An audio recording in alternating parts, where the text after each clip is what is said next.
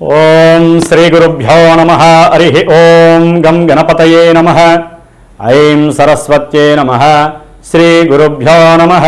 హరి ఓం జాతవేదసే సునవామసోమమరాతి యతో నిదహాతి వేదః స నః పరుషదతి దుర్గాని విశ్వానాదేవ సింధుం దురితాత్యగ్నిః తామగ్నివర్ణాం తపసాజ్వలంతీం వైరోచనీం కర్మఫలేషు జుష్టాం దుర్గాం దేవీగుం శరణమహం ప్రపద్యే సుతరసి తరసే నమః. ఓం దుం దుర్గాయే నమః. వీక్షిస్తున్నటువంటి ప్రేక్షక మహాశయులందరికీ కూడా మహాశివరాత్రి శుభాకాంక్షలు. ముఖ్యంగా ఈ ఫిబ్రవరి మాసంలో 15వ తేదీన మహాశివరాత్రి మహాపర్వదినం రాబోతున్నది. కాబట్టి ఆ రోజున అందరూ కూడా మన యొక్క సనాతన ధర్మాన్ని నిలబెట్టుకోవడానికి ఎటువంటి ఆపదలు విపత్తులు యుద్ధ భయాలు కలగకుండా ఆ పరమేశ్వరుడు గ్రహాలన్నిటినీ కూడా నివృత్తి చేసి పాపగ్రహ బలాలని ఆయన అడ్డుకొని ఆయన యొక్క కనుసైగల్లో పనిచేసేటటువంటి గ్రహాలన్నీ కూడా ఈ భూమి మీద నివసిస్తున్నటువంటి జీవరాశులందరికీ, ముఖ్యంగా మనలాంటి ప్రాణులందరి మీద కూడా ఎటువంటి విపత్కర పరిస్థితులు కూడా పంచభూతాల ద్వారా కలగకూడదని, ప్రకృతిలో విలయతాండవాలు కలగకుండా ఆపాలని. ఎందుకంటే మనకి దాదాపుగా కొన్ని నెలల బట్టి కూడా ఈ చతుర్గ్రహ కూటమి చాలా విశేషమైనటువంటి దోషాలని కలుగజేస్తూ విపరీతమైనటువంటి ప్రమాదాలు, యుద్ధ భయాలు, రాజకీయ నాయకుల మధ్య ఎన్నో రకాలైనటువంటి విభేదాలు, దేశాల మధ్య సరైనటువంటి ఒడంబిక లేక రకరకాలైనటువంటి సమస్యలు, ఉద్యోగరీత్యా ఎంతోమంది ఇబ్బందులు పడుట, ఒక దేశం నుంచి ఇంకో దేశానికి, ఈ దేశం నుంచి ఇంకో దేశానికి వెళ్ళలేనటువంటి పరిస్థితులు, ఎన్నో రకాలైనటువంటి ఇబ్బందులు పడుతూ ఉన్నటువంటి మన ప్రాణుల మీద ఆ పరమేశ్వరుడు యొక్క దయ కృపాకటాక్షము కలగాలని అందరూ కూడా శివరాత్రి రోజున పరమేశ్వరుణ్ణి అభిషేకిస్తూ ఆయన యొక్క అర్చనని చేస్తూ చక్కగా ఆయన యొక్క నామస్మరణతో జాగరణ చేస్తూ మన యొక్క ఆరోగ్యాన్ని, ప్రపంచ లోకక్షేమాన్ని మనం కోరుకుంటూ, మరి ప్రజెంటు ఇప్పుడున్నటువంటి కాలమాన పరిస్థితుల రీత్యా అంతరిక్షంలో మకర రాశిలో ఉన్నటువంటి రవి, బుధ, శుక్ర, కుజ 4 గ్రహాలు చతుర్గ్రహ కూటమిగా ఉంటూ ఫిబ్రవరి 3వ తేదీన మరి వ్యాపార గ్రహము, ఆరోగ్యానికి ముఖ్యమైనటువంటి గ్రహము, బుద్ధికి అట్లాగే మనం మాట్లాడే మాటకి ముఖ్యమైనటువంటి గ్రహం ఏదయ్యా అంటే బుధగ్రహము. మరి ఈ బుధగ్రహము ధనిష్టా నక్షత్రము 3వ పాదంలో ఉండి కుంభరాశిలో అడుగు పెడుతున్నాడు. అలాగే ఫిబ్రవరి 6వ తేదీన వివాహకారకుడు, అఖండమైనటువంటి భోగభాగ్య సంపదలనిచ్చేవాడు, రత్నాలని, బంగారం యొక్క నగలని, అట్లాగే సినిమా వ్యవస్థని నిలబెట్టేటటువంటి వాడు, అందానికి, ఆకర్షణీయతకి, నేత్రాలకి, మనకి నిత్య జీవితంలో కావలసినటువంటి లక్ష్మీ ప్రాప్తికి కూడా కారకుడైనటువంటి ఈ శుక్రుడు మరి ఫిబ్రవరి 6వ తేదీన అదే ధనిష్టా నక్షత్రం 3వ పాదంలో ఉంటూ కుంభరాశిలో సంచారం ప్రారంభం చేస్తున్నాడు. మరి ఈ బుధుడు, శుక్రుడు ఇరువురు కూడా లక్ష్మీనారాయణ స్వరూపాలు, ఇరువురు కూడా జాతకరీత్యా మిత్రులు, అంటే ఫ్రెండ్స్. మరి వీరిరువురు కూడా తన యొక్క మిత్రక్షేత్రమైనటువంటి కుంభరాశిలో అడుగు పెడుతున్నారు. కానీ ఆ కుంభరాశిలో కొన్ని నెలలుగా సంచరిస్తున్నటువంటి సొంత నక్షత్రం శతభిషా నక్షత్రంలో ఉంటూ పాపగ్రహమైనటువంటి ఎన్నో అపోహలని, ఎన్నో ఇబ్బందులని, భయాలని, మోసపూరితమైనటువంటి చర్యలను చేసేటటువంటి రాహువు ఛాయాగ్రహము ఆ యొక్క కుంభరాశిలోనే సంచరిస్తోంది. మరి ఆ రాహుగ్రహము యొక్క క్షేత్రంలో, శని యొక్క క్షేత్రంలో ఈ యొక్క బుధుడు, శుక్రుడు ఈ 2 గ్రహాలు కూడా సంచరించటం కొన్ని ఇబ్బందుల్ని కలుగజేసేటటువంటి పరిస్థితుల్ని కలుగజేస్తుంది. ముఖ్యంగా నరాల మీద ఆరోగ్యపరంగా చూస్తే కనుక నరాలు బుధుడు రాహుతో కలవడం ద్వారా నరాలు వీక్నెస్లు, అట్లాగే నత్తి ప్రబలటము, మాట్లాడే మాట యందు అపశృతులు కలగటము, బుద్ధిహీనత్వము, బుద్ధి మాంద్యతనము, మర్చిపోవటము, అలాగే వారికి ఉన్నటువంటి జ్ఞాన విద్య నశించటము, వారికి ఉన్నటువంటి కీర్తి ప్రతిష్టలకి భంగము వాటిల్లే పరిస్థితి. ముఖ్యంగా వ్యాపార గ్రహం బుధుడు కాబట్టి వ్యాపారంలో ఎన్నో రకాల మోసాలు చేసేవారు ఉంటారు, వ్యాపారంలో మోసపోయేవారు ఉంటారు. అవసరం లేనటువంటి ఎన్నో రకాల పోస్టర్స్ కావచ్చు, ఎన్నో రకాలైనటువంటి వార్తా పత్రికల ద్వారా కానీ, మీడియాల ద్వారా కానీ, యూట్యూబుల ద్వారా కానీ మరి ఈ యొక్క బుధుడు రాహువు కలిసి ఉండటం వలన ఎన్నో రకాలైనటువంటి అంటే చూసే వాళ్ళకి, వాటిని అనుసరించే వాళ్ళకి దోషప్రదమైనటువంటి కాలము. మోసం ఎక్కువగా జరగడానికి అవకాశం ఉంటుంది. ఉద్యోగాలు ఇప్పిస్తామని మోసం చేసేవాళ్ళు ఎక్కువ అవుతారు. అట్లాగే మీడియాలో లేనివి ఉన్నట్టుగా ఆ పోకడలు సృష్టించి జనాన్ని మభ్యపెట్టి ధనాన్ని అపహరించే వాళ్ళు ఎక్కువ అవుతారు. మీనరాశి వారికి ఫిబ్రవరి మాసము 3వ తేదీన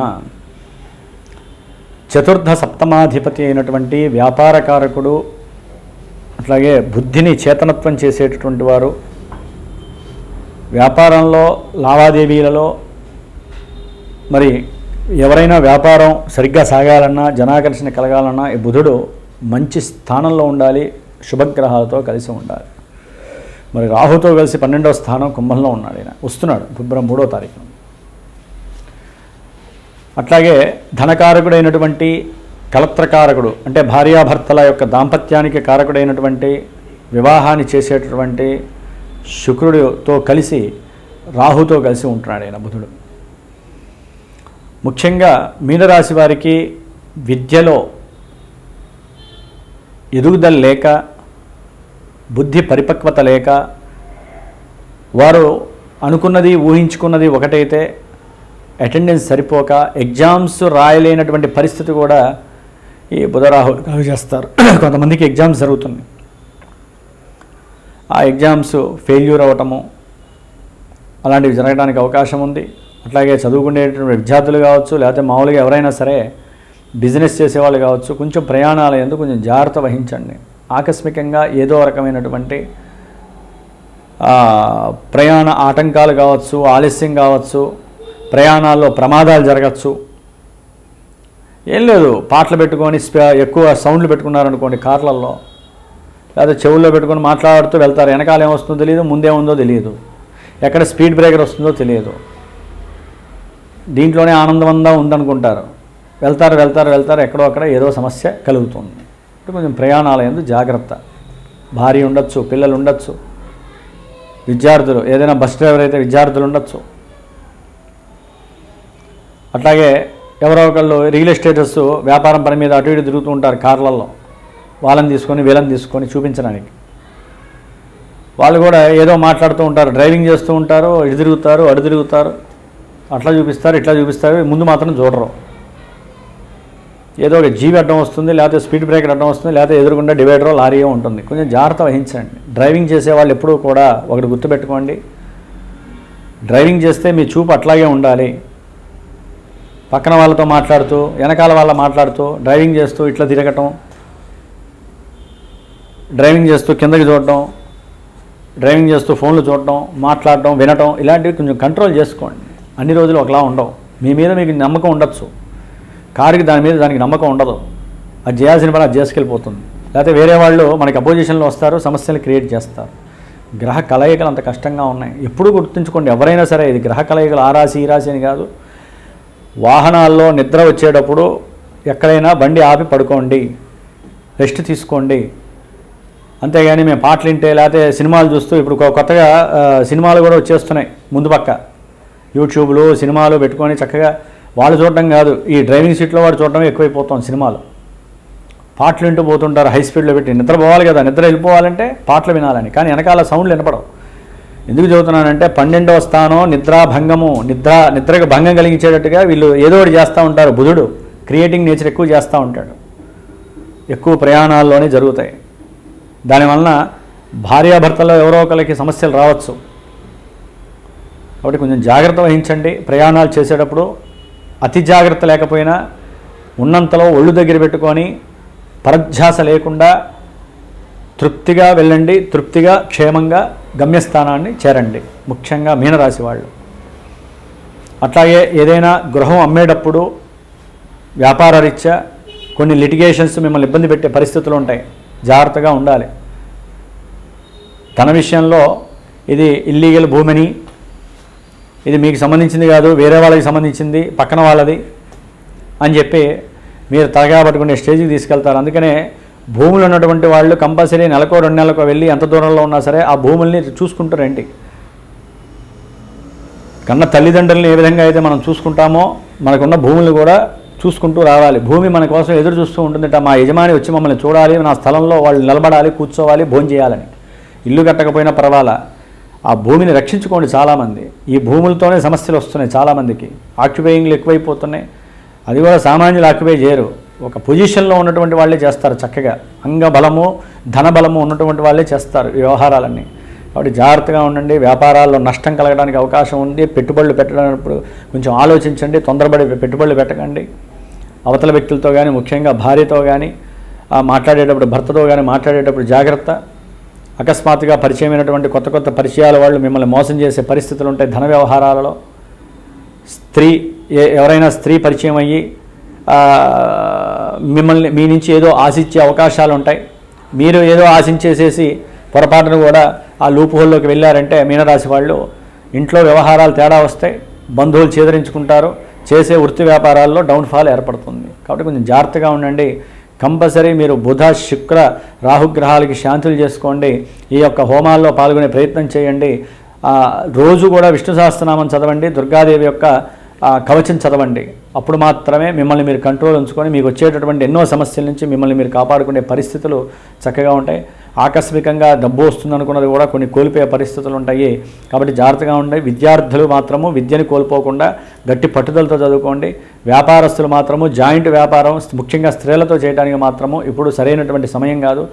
ఓకే అవసరం అనుకుంటే జాతకాలు చూపించుకొని దానికి తగ్గట్టుగా ఫాలో అవి ఏదైనా దోషాలుంటే దానికి తగ్గ శాంతి చేసుకొని ముందుకు వెళ్ళండి. అప్పుడు మాత్రమే మీనరాశి వాళ్ళకి ఆల్రెడీ శని ప్రభావాలు చాలా ప్రభావాలు ఉన్నాయి. ముందు ఇంకా గ్రహస్థితిలో 4 నెలలు చాలా ఘోరంగా ఉంటాయి. కొంచెం జాగ్రత్త వహిస్తూ 10 రూపాయలు ఖర్చు పెట్టుకొని శాంతులు చేసుకొని హ్యాపీగా ఉండాలని ఒక గురువుగా నేను మీకు తెలియజేస్తున్నాను. ఓం శ్రీమాత్రే నమః.